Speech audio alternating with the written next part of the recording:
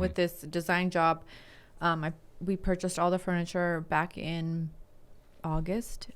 There's still stuff that has not arrived, and it's making me crazy. But when you install, you do all the furnishing and decorating, but it stays there. So like if you have a design client, you would just decorate their house. With this one, it's a model home, 2 of them. For a builder? For a builder. And so they're just going to stay furnished always.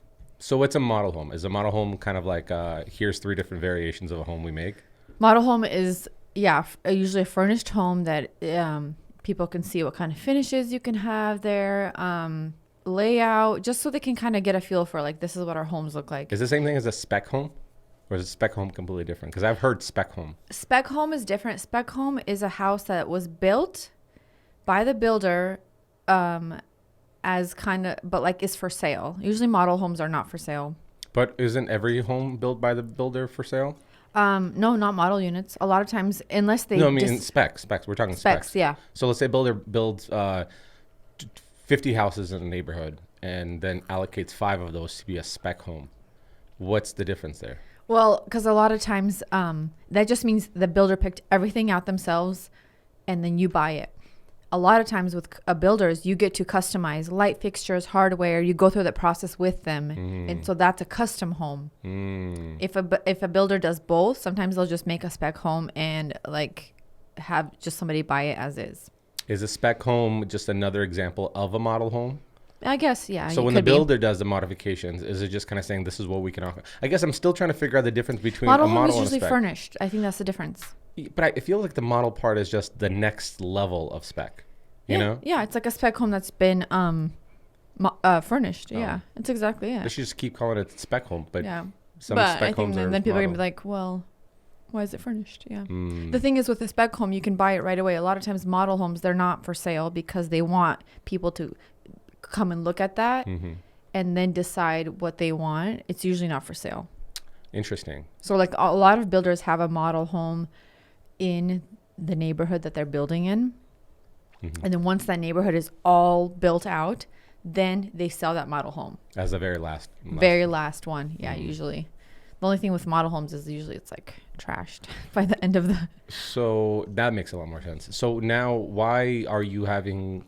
Since you ordered, I mean, we're in 2022 now. We're not at the peak. It's not any better. Why? What's the issues with the furnishings? I don't know because I almost feel like, because people are having better luck now buying furniture, but certainly am not, because I even bought some stuff, a bed for our house back in September and it still hasn't arrived.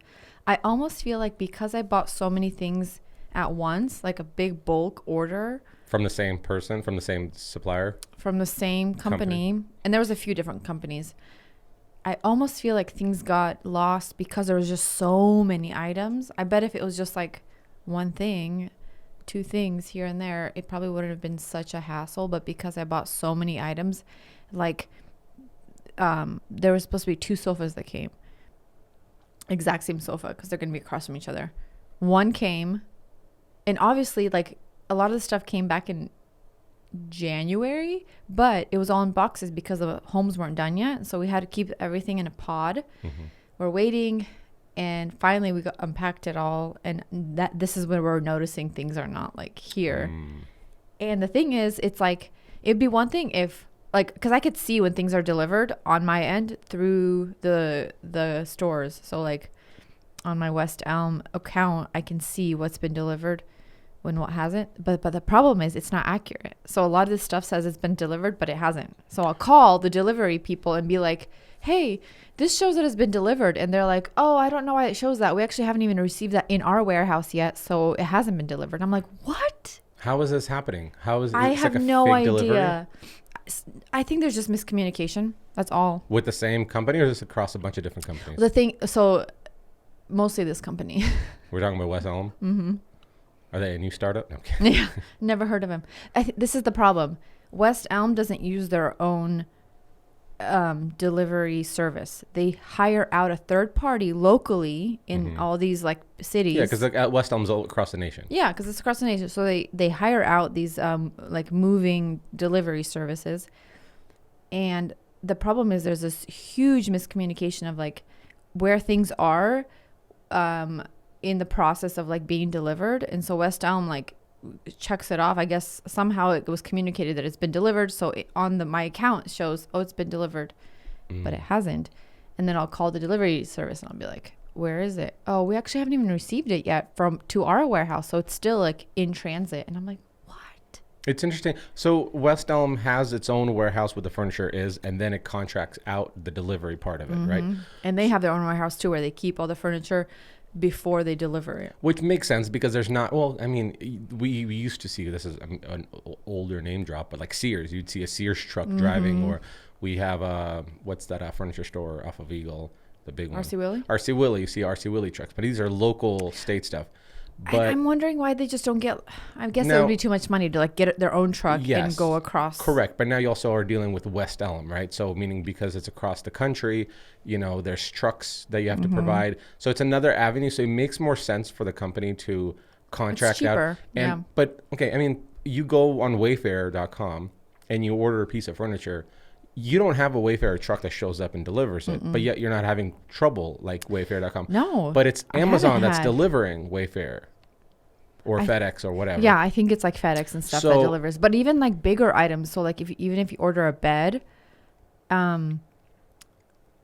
they find a way to like deliver it to you without all these complications. I just think there's better systems and processes with Amazon and FedEx and UPS. There's so much they've worked out all the kinks that it's its own well-lubed machine. But now that you'll see often, you'll buy something from who knows wherever, and it'll be delivered on like a Meineke truck. Yeah.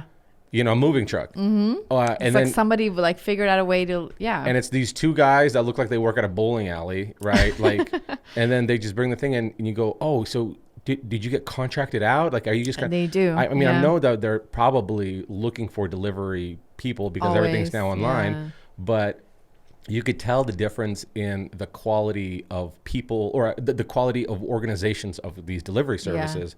Because if you have some random small delivery service that goes and picks up that contract with that company, then the system processes is like, and it's all paperwork. Like, I don't know, it got delivered on my end. I'm like, how do you lose a sofa?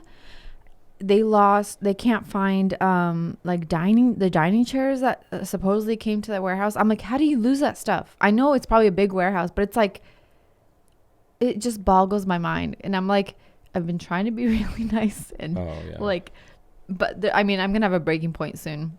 What are you gonna do? Are you gonna scream? I mean, I use my stern voice. You gotta do that, girl. Which is funny. You're so not that person. I'm not, but like, I mean, I do. There's a point where I get pretty frustrated. Of course, especially when you're the middle person between everything. I know, and then I feel like it's my fault, so I feel like I have to do all this damage control because I'm the one that ordered the stuff. Right. But I'm like at this point where there's literally nothing I can do now. But surely the builder knows that. They know, but it's like, that you feel like you feel like it falls on your shoulders, and it is embarrassing. You're like, I'm so sorry, we ordered this such a long time ago. And I mean, luckily everybody knows now, it's been 2 years. The shipping is still a nightmare.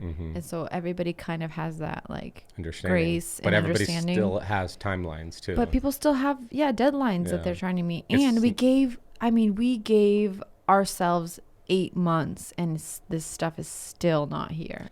That's the problem. Hey, thanks for watching our Next Door Neighbors podcast. And be sure to capture the full episode anywhere podcasts are streamed and including our YouTube channel, Next Door Neighbors.